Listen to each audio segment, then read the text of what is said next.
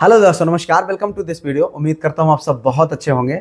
सबसे पहले आप देखिए, घड़ी में बज रहे हैं 1:21 रात के। ठीक है, तो अभी मैं जो है जीएस का मैटर तैयार कर रहा था। उसके बाद मुझे लगा कि आप लोगों के लिए एक वीडियो बनाना चाहिए, क्योंकि बहुत सारे साथियों के मैसेज इस बात को लेकर हैं कि पीजीटी का एग्जाम तो टल गया, अब टीजीटी के पर भी संशय बना हुआ है। तो ऐसे में अपनी जीआईसी एलटी ग्रेड और लेक्चरर की तैयारी की क्या रणनीति बनाएं। साथ ही साथ बहुत सारे लोगों का ये सवाल है कि एमआरएस की तैयारी करनी चाहिए कि नहीं करनी चाहिए, क्योंकि उसका थोड़ा सा सिस्टम अलग है। और इधर जो है अगर हम बात करें जो है बीपीएससी टीआरई 4 की, DSSB, तो इन सारी चीज़ों पर हम बात करेंगे। लेकिन सबसे पहले हम बात करेंगे कि पीजीटी एग्जाम को टलने के बाद अब आपकी क्या रणनीति होनी चाहिए। देखो यार, सबसे पहले चीज़ ये बात जान लीजिए कि जो आपके टीजीटी का एग्जाम है उस पर भी संशय के बादल अब आ चुके हैं। मुझे नहीं लगता कि ये अब एग्ज़ाम उस डेट को करा पाएंगे या फिर नहीं, क्योंकि हालांकि समय तो पर्याप्त है, कराना चाहे तो करा सकते हैं सब कुछ। लेकिन अब कराएंगे कि नहीं कराएंगे, इसलिए अब कुछ कहेंगे नहीं इस पर। ना ही हम जो है आप लोगों को ये सलाह देंगे कि आप लोग इसके चक्कर में पड़िए। अब आप फोकस करिए जीआईसी एलटी ग्रेड पर, जीआईसी लेक्चरर पर, क्योंकि वो आपके उत्तर प्रदेश लोक सेवा आयोग का एग्जाम है। वो आपका एग्जाम बिल्कुल भी टलने वाला नहीं है, वो अपने नियत डेट पर ही होगा। हालांकि अभी 6 विषय का ही डेट घोषित हुआ है, बाकी विषयों के जो डेट्स हैं वो हमको लगता है जनवरी में हो जाएंगे आपके एग्ज़ाम। तो यहाँ पर आपका जो टारगेट होना चाहिए, अब आप सबसे पहला काम करिए, अपने सिलेबस को उठाइए, खास करके जीआईसी एलटी ग्रेड के हों, आप लेक्चरर के हों। अगर आपके ये 6 विषय के जो डेट घोषित हो गए उनका तो भाई आप तैयारी कर ही रहे हैं, तो लेकिन उसमें भी आपको क्या करना चाहिए, सबसे पहले अपने सिलेबस को आप पूरा उठाइए। आप देखिए कि कितने टॉपिक्स ऐसे हैं जिनको अभी आप पढ़ चुके हैं, जिन पर आपको कमांड हो चुका है, और कितने टॉपिक ऐसे हैं जिनको अभी अपना जो है पढ़ना बाकी है। ये दोनों चीज़ें आप हो सके तो एक टेबल बनाइए, मतलब उस पर लिखिए, और लिखने के बाद आप मेंशन करिए कि आपका जो टॉपिक्स तैयार नहीं है उसको आपको कहाँ से पढ़ना है। देखो, अभी क्या हो रहा था कि आप जीएस को नहीं पढ़ रहे थे। बहुत सारे साथी जिनको पीजीटी का एग्ज़ाम देना था, बहुत सारे साथी जिनके सिलेबस में थोड़ा बहुत चेंजेस थे, वो अपने जो है उधर एलटी ग्रेड पर फोकस नहीं कर पा रहे थे। तो आप उनको देखिए कि आपका कौन सा टॉपिक ऐसा है जो आपके पढ़ चुके हैं, और कौन से ऐसे टॉपिक्स हैं जो अभी तक आपने नहीं पढ़ा। इसको बिल्कुल क्रिस्टल क्लियर लिखिए। उसके बाद आप जो टॉपिक्स आपके बचे हुए हैं उनको आप कैसे पढ़ेंगे, इसको भी लिखिए। ठीक है, और जो टॉपिक्स आपके तैयार हैं उनको आप कैसे प्रैक्टिस करेंगे, दोनों चीजें बिल्कुल एकदम क्रिस्टल क्लियर रखिए। देखो यार, किसी भी युद्ध को जीतने के लिए ना रणनीति बनानी पड़े। उसके बाद आपको यह भी क्लियर हो गया है कि जो टॉपिक्स आपने पढ़ लिया उसका आपको प्रैक्टिस भी करना है, जो टॉपिक्स अभी बाकी है उनको पढ़ना कहाँ से है।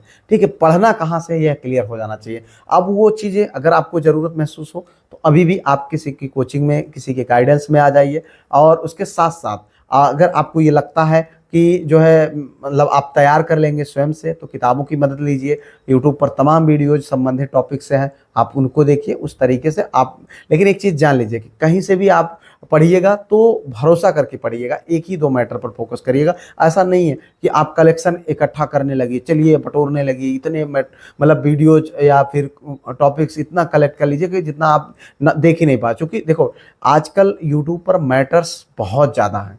आज आपके पास सबसे बड़ा ये जो कि एडवांटेज के साथ डिसएडवांटेज भी है, जहां आपको बचने की ज़रूरत है कि यार इन जो एक्सेस मटेरियल है इनसे कैसे बचा जाए, और जो अच्छे मटेरियल है उनको कैसे सेलेक्ट किया जाए। तो आपको सेलेक्ट करना पड़ेगा कि क्या आपको आपके लिए हेल्पफुल है, नहीं तो आपका समय बर्बाद होगा, आप कुछ नहीं कर पाएंगे फिर परेशान होने के सिवा। ठीक है, तो ये सारी चीज़ें आप अभी क्लियर कर लीजिए और रणनीति प्रॉपर बनाइए। उसके बाद ठीक है, आपका ये रणनीति होनी चाहिए। जो विषय भाई अब जिनके दिसंबर में एग्जाम हो गए उनका तो किसी भी तरीके से उनको नवंबर में अपने सिलेबस को खत्म कर ही लेना चाहिए। लेकिन जिनके अभी एग्जाम की डेट नहीं आई है वो दिसंबर तक चीज़ों को ले जा सकते हैं। दिसंबर तक पूरे या नवंबर तक पूरे सिलेबस को कवर कर लें। कवर करने के बाद जिससे उनके पास प्रैक्टिस करने का और अच्छे से रिवीजन करने का, तैयार करने का, रटने का, उनके पास पूरा प्रॉपर तैयारी करने का पूरा समय हो। ठीक है, इसके साथ साथ नोट्स जरूर बनाइए भैया। नोट्स बनाना उतना ही आवश्यक है जितना, मतलब मैं कह सकता हूं कि एक भूखे को भोजन देने से। ठीक है, तो मैं इसलिए ऐसा कहता हूं कि नोट्स आपके पास रहेगा। देखो, अभी आप प्रीलिम्स देंगे, उसके बाद आपका पीछा नहीं छूटने वाला, आपको मेंस में भी जाना है।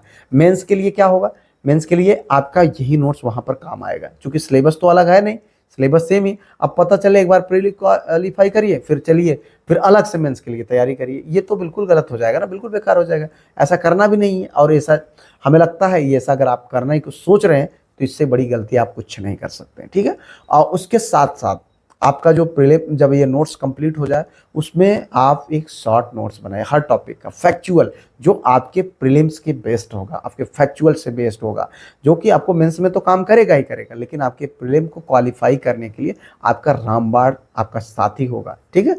तो ये चीज़ें करिए और प्रॉपर तरीके से चीज़ों को तैयार करिए। जितने मैटर आपके तैयार हो चुके हैं उनको आप जो है पढ़िए, रिवीजन करिए, ठीक है। उनको आप प्रैक्टिस करिए। प्रैक्टिस के लिए कोई ज़रूरी नहीं है कि मार्केट में किताबें आए तभी। आपके पास जो किताबें हैं, जैसे मान लीजिए यूथ का है, जो प्रीवियस ईयर के क्वेश्चंस का कलेक्शन है, घटना चक्र के प्रीवियस ईयर क्वेश्चन का कलेक्शन है, आप उनसे हेल्प ले सकते हैं। या आपके पास जो भी मैटर है, जहाँ से भी है आपके जो है विषय संबंधित कोई इंपॉर्टेंट प्रैक्टिस सेट है, आप उसको लीजिए और वहाँ पर करिए, और उन्हीं टॉपिक से करिए जो आप अभी तक कंप्लीट कर चुके हैं। अगर आप सबका करने के चक्कर में पड़ जाएंगे तो जो अभी आपने पढ़ा नहीं है उनका आपसे क्वेश्चन गलत होगा, और गलत होगा तो डीमोटिवेट होगा, और डीमोटिवेट होने का समय है ये नहीं है, ठीक है। तो ये सारी चीज़ें आपकी फोकस्ड होनी चाहिए। बस लग जाइए, किसी तरीके से आपको एक नौकरी लेनी है तो बस लेनी है। अब आपको इस बात को बिल्कुल भी नहीं सोचना है कि हम कितने घंटे पढ़ रहे हैं, कितने समय तक पढ़ रहे हैं, क्या कर रहे हैं, क्योंकि आपको मैं बार बार बताता हूं कि 13.5 लाख की भीड़ में अगर आपको अपनी एक सीट को सुरक्षित करना है तो बियॉन्ड द लिमिट आपको मेहनत करना पड़ेगा, ठीक है। अब इसके बाद जीएस को ले यार, देखो 1 घंटे तो आपको देना पड़ेगा। मैं हमेशा कहता हूं कि जीएस देखिए एक लंबा पोर्शन है आपका। जीएस के लिए जो मैं वीडियोज करा रहा हूँ बहुत अच्छी हैं यार।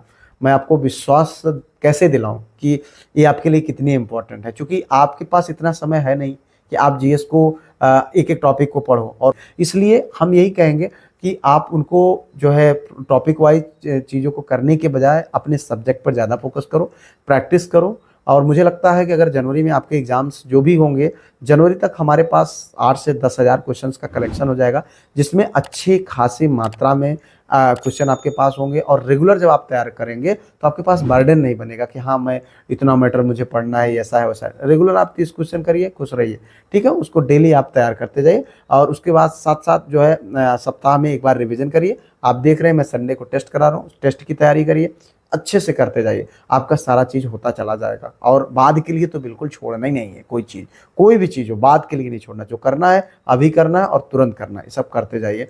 जीएस आपका तैयार होता चला जाएगा, एक बड़ा पोर्शन है, ठीक है। अब इसके साथ साथ प्रैक्टिस करते जाइए। अब मुझे लगता है कि इन सारी चीज़ों को अगर आप प्रॉपर तरीके से करेंगे, निश्चित तौर पर आपकी तैयारी बहुत अच्छी होती चली जाएगी। मैं आप लोगों को ये बताना चाहूँगा मित्र कि देखो यार, यमारस हो, केबीएस हो, बीपीएससी टीआरई 4 हो, या फिर DSSB हो, जो भी एग्ज़ाम्स आए हुए हैं, अगर आप एलिजिबल हैं तो हर एग्ज़ाम को पार्टिसिपेट करने का प्रयास करिए, क्योंकि कहीं ना कहीं ये आपके शिक्षक भर्ती से संबंधित है। मैं हमेशा मना करता हूँ कि आप जो है अगर शिक्षक भर्ती की तैयारी करें तो वनडे में मत जाइए, वो अलग सारी चीज़ें हैं, लेकिन यहाँ पर आपको तैयारी करना चाहिए, कोई दिक्कत नहीं है। फिलहाल इस वीडियो में इन्हीं सब बिंदुओं पर बात करनी थी। उम्मीद करते हैं चीज़ों को आप समझ पाए होंगे। फिलहाल मिलते हैं किसी और वीडियो में किसी और टॉपिक पर, तब तक के लिए जय Hind, Vande Mataram, best of luck.